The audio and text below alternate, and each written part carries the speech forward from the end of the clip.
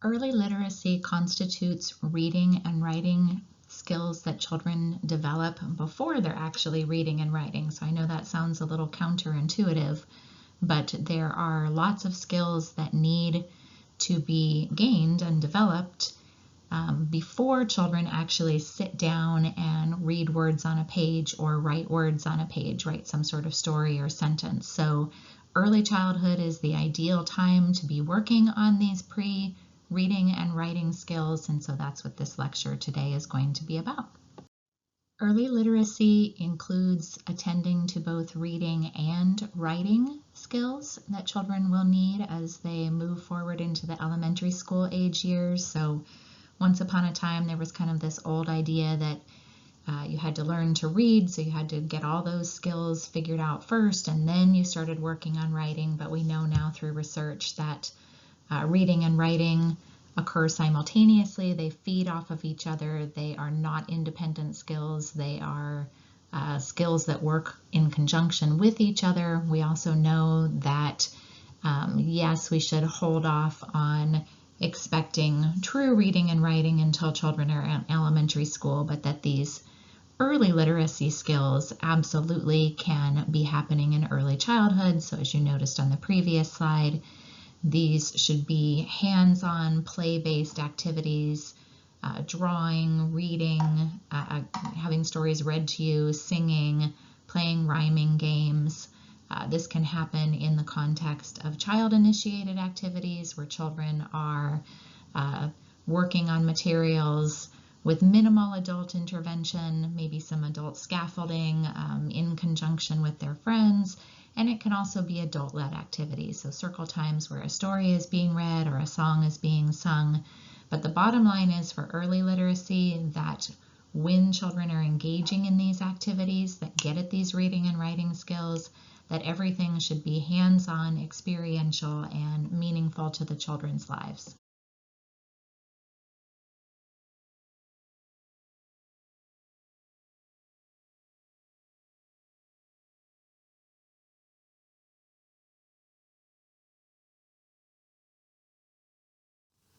So in the 80s and 90s in particular, we had kind of a reading war going on, and people were quite wedded to the idea that children either needed to learn to read through phonics, where they learned the names of the letters and the sounds that the letters made, and use that information to read words, so decoded words by their letters and their sounds.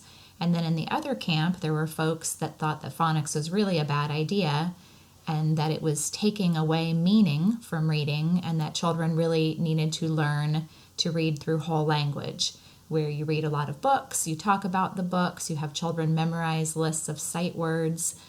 So we realized after the 80s and the 90s were over, research proved that neither approach is the only one that should be used, that for a child to become a proficient reader, they need both. Because if you think about the way that adults read, we use both, right? When you come to a word that you don't know, you use phonics, you sound something out, you use the context of the text to figure out what that word that you sounded out meant.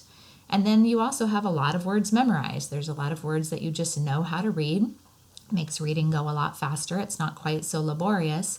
But we use both, and both are important to the task of reading and helping children to be proficient readers.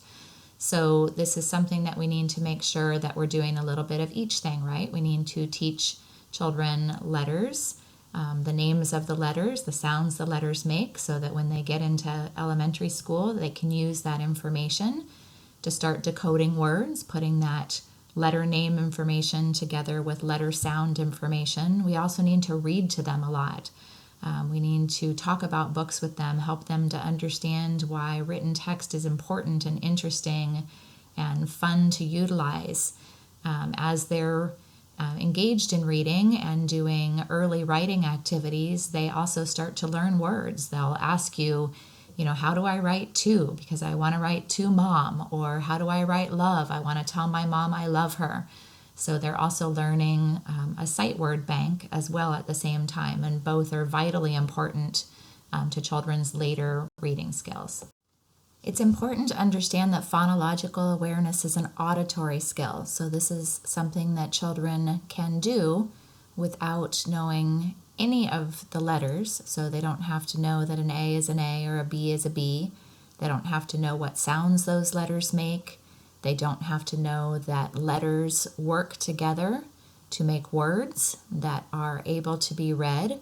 This is literally just something that is an auditory skill. So when children listen to people speak, when they listen to stories being read, they hear the sounds of language. They hear the sounds that are in words. So if I read to you the word ball, you don't have to know the letters B-A-L-L. You don't have to know that the letter B makes a B sound, but you still hear the sound B when I read the word ball to you. So at the beginning, it's really important for children just to be able to hear the sounds of language, to play rhyming games, to have books read to them with different sound play involved. As they're listening, they start to hear the syllables in words. They start to hear that words have different beginning and end sounds.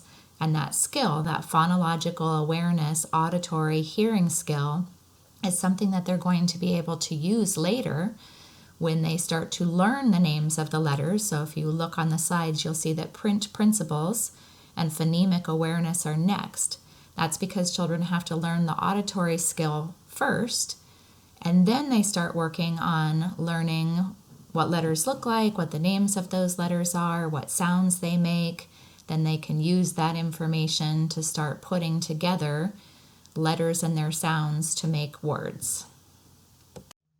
This is just an additional slide looking at some of the skills that children need to be able to be ready to read. So on the previous slide, you notice that there is some overlap between the things that were there, so things like vocabulary and phonological awareness and letter knowledge. But you'll also see that there are narrative skills, so being able to tell a story. So this, again, it's just additional information on the kinds of skills that we can be working on in the early childhood period that are considered to be early literacy skills. So these are all the things we're working on before a child actually sits down and is ready to read. On the next few slides, we'll talk about what children's reading skills are. So the first two slides are looking at information from the California Learning Foundation. So on this slide, we'll cover milestones related to interest in print. On the next slide, we'll cover milestones related to alphabet and print recognition. And then I did want to give you a slide that talks a little bit about what we expect in early elementary school, which is kind of out of the developmental period for this class, but I really wanted to show you that we're really focusing on these early literacy skills in the preschool period, and the actual reading doesn't really come until elementary school. Same with writing. The actual writing doesn't really come until elementary school. So with regard to preschoolers and interest in print, so you can see that 3-year-olds like books. They either go get books on their own to read, or they bring a book over to an adult to read to them. They're very good at listening to stories. They can ask questions about the book that's being read. They talk about things that are in the book. Again, they look at books on their own, so definitely that interest in print is there. At 4, children really love literacy and literacy-related activities. I know for my own children that the worst thing that I could tell them when they were small was that we weren't going to read a story for bedtime, because they loved it that much, because books were so important and so pleasurable. Nothing better than sitting on an adult's lap or snuggling up close and listening to a story. Because they are now even more familiar with books, particularly a book that you've read a fair amount to them, they should know who the main characters in the story are. If it's a familiar story, they should be able to ask questions about the story.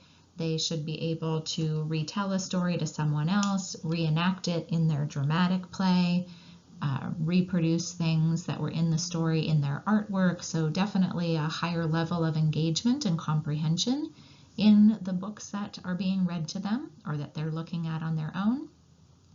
They should know that print carries meaning. So they realize that you're not just reading about the pictures, that those lines, those words on the page mean something, and that when you're reading to them, that's what you're reading. So they are aware that there's more to a story than just pictures. By age 5, they are doing even more independent literacy related activities, so more independent book reading.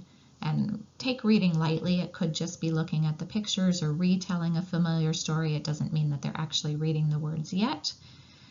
They should demonstrate knowledge of details.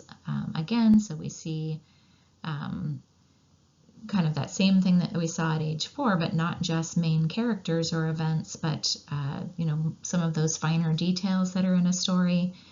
And then again, you see the same thing, recognizing print conventions and understanding that print carries specific meaning, not just meaning, but more specific meaning at this point.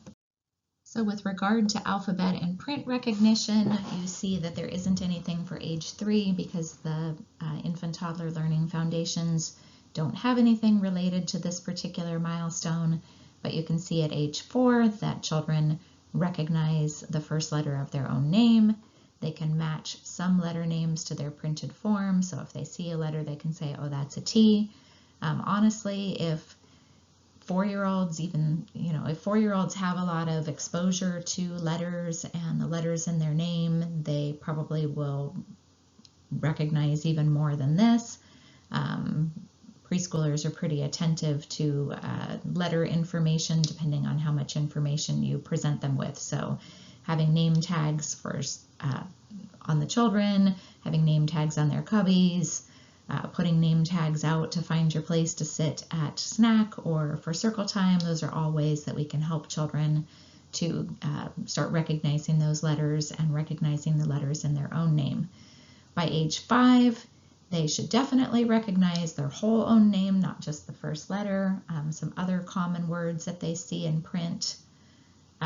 Being able to match more than half of the uppercase letters and half of the lowercase letters to their printed form. So being able to say that's a big A, that's a little a, and also being able to recognize that letters have sounds. So knowing that A says ah.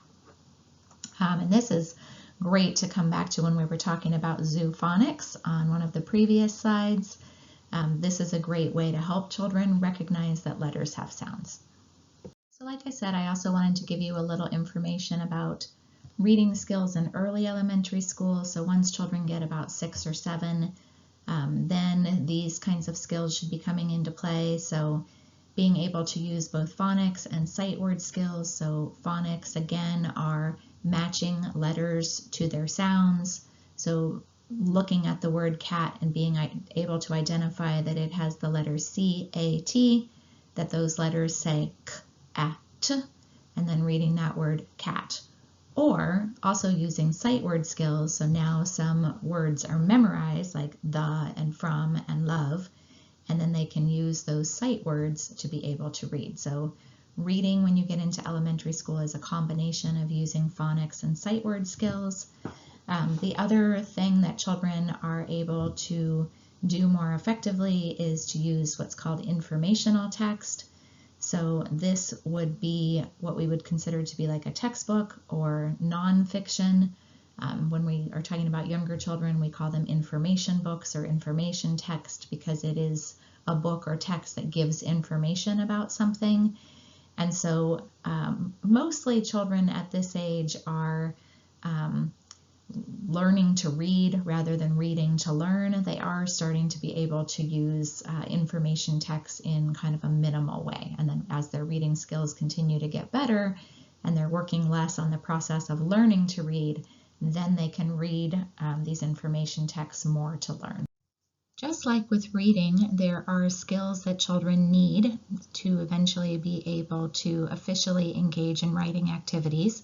So these skills would be considered to be those pre-literacy skills. So we talked already about the pre-literacy skills related to reading. So phonemic awareness, phonological awareness, print knowledge, those kinds of things. But they also need some pre-literacy skills that we can work on developing in the early childhood period. And those skills are first fine motor skills, and I'm going to hang on to that because you'll see the graphic on the next slide that will show you the fine motor skills that children are going to need to be working on so that eventually they can become good writers. But they also need visual perception skills, so they need to understand that directionality matters. So when we're creating words, we don't put letters out of order. We put letters in the correct order. We put them from left to right. We put words on the page from top to bottom and left to right. So it's important for children to understand that the direction of letters going together to make a word and the direction of words coming together to make sentences is important. Now, I do want to distinguish this from the last bullet on this slide, constancy of letter position, because a lot of times students get those two concepts confused. So directionality is making sure that letters get put together in a particular order to make an actual word, or that words get put together in a particular order to make an actual sentence. But constancy of letter position is specifically focusing on the letter itself. It doesn't have to be related to a word or a sentence. This is just the letter, that if a letter is going to be a particular letter, it has to be written in a particular way. So we know for the lowercase d and b, it matters if those get written backwards. So if you write a B backwards, it is a D. And if you write a lowercase d backwards, it becomes a lowercase b.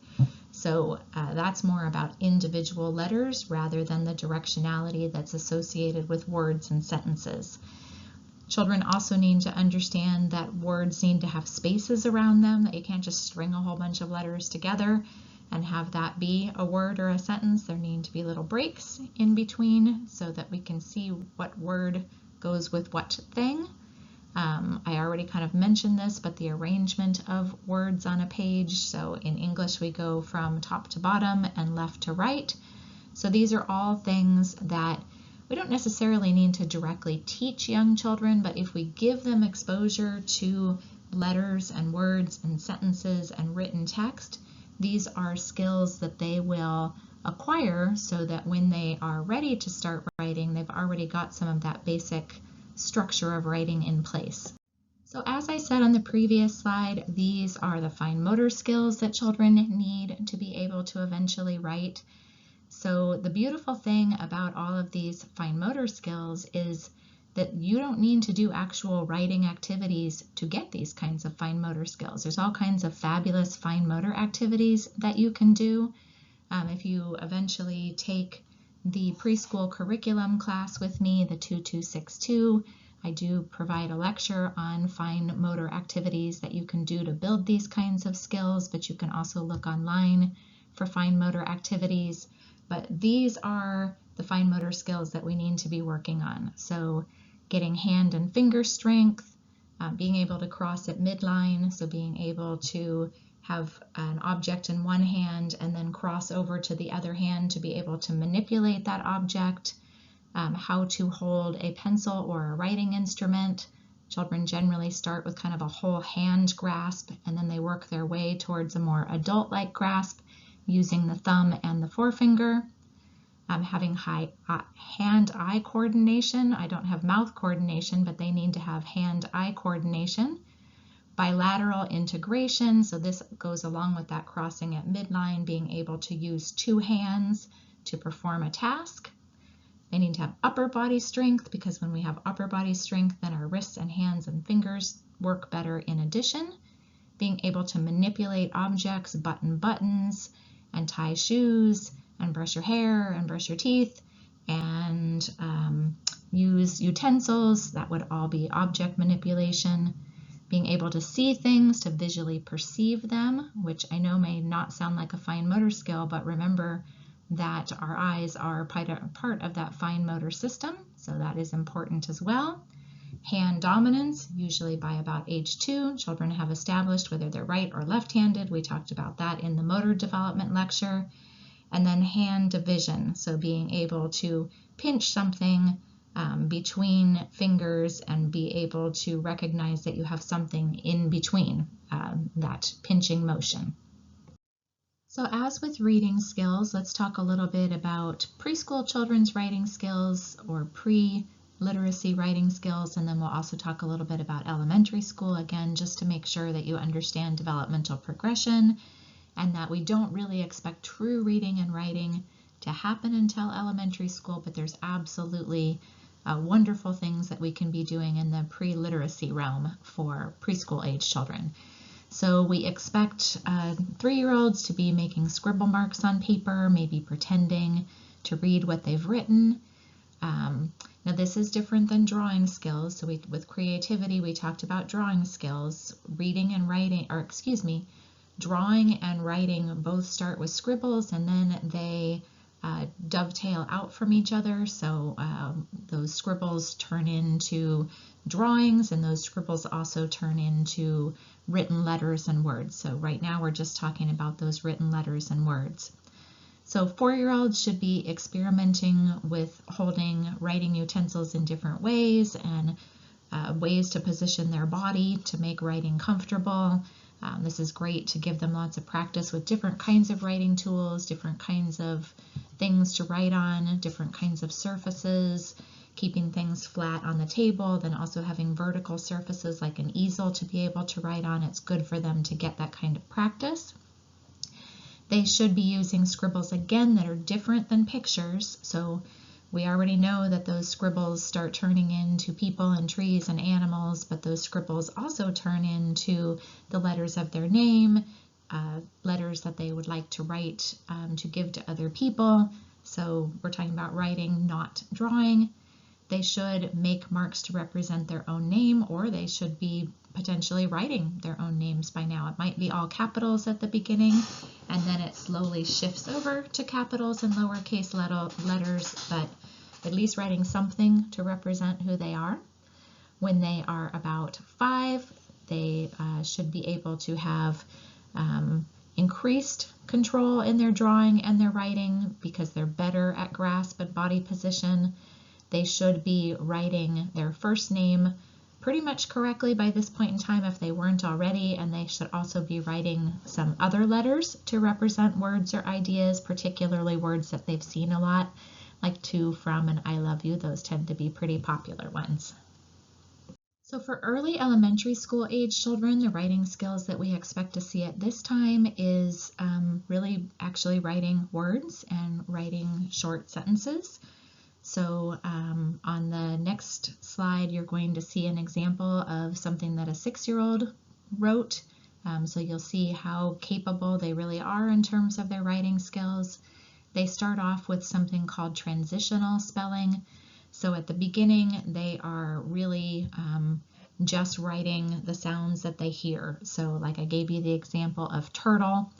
If you really think about the word turtle, it only has the TRTL sound. Hanger only has the HANGR. So just the letters they can hear. That's the letters they're going to be writing down, and that is phonetic spelling. Semi-phonetic is when you start to add in some correctly spelled words, and then you keep using phonetic spelling for the words that are hard. So you can see turtle stays as turtle. But like my mom is nice, maybe they know how to write the word mom, they know how to write my, they know how to write is, but they're not quite sure about nice yet, so they just do their best and use that phonetic spelling. And then eventually, once they get more towards middle, early elementary school, so like 3rd-ish grade, they should start to use more conventional spelling because they've just learned more words, and they have more of a word bank to be able to use when they're writing things. So this slide has 2 things on it. One, it has that video that I was telling you about, very cute video showing a story written by a 6-year-old, and you can see a nice combination of using that transitional spelling, kind of that semi-phonetic. So there are some words that are spelled correctly, and then there are some words that are using phonetic spelling, just so you can see an example of that.